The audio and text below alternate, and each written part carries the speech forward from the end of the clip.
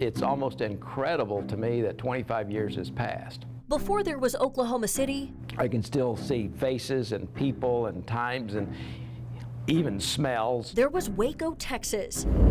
And Bob Ricks saw firsthand the mistakes authorities made in handling a 51-day standoff at a religious compound.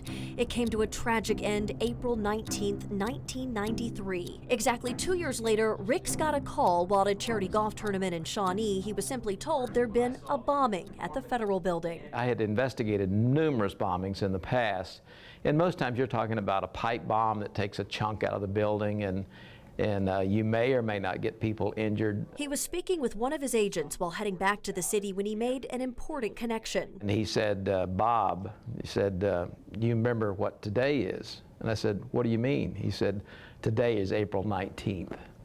And almost immediately, I was pretty convinced that it had something to do with Waco. And when did you realize this wasn't just some little pipe bomb? I did not realize the enormity of what had transpired until I got there. My initial thoughts were, we're going to have a catastrophe here that the United States has never seen.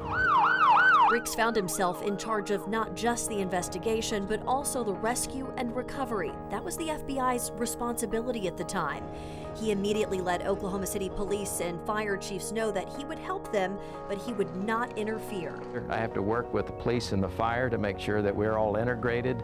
Then you have the other competing interests that are there, from the Secret Service to the ATF to tax people. We even had military people. Ricks had to assemble a team of investigators and immediately create a field office from the ground up, something that usually takes months. Was that the biggest challenge at that point for you, was kind of getting the logistics and setting up that office, or what was the biggest challenge? The biggest challenge is not only is the rescue operation going on, but we now have a worldwide investigation going. Some reporters doubted, did we have the capability of handling this at our level, even though we're just a small hick town, as some try to portray us, which we're not by any stretch.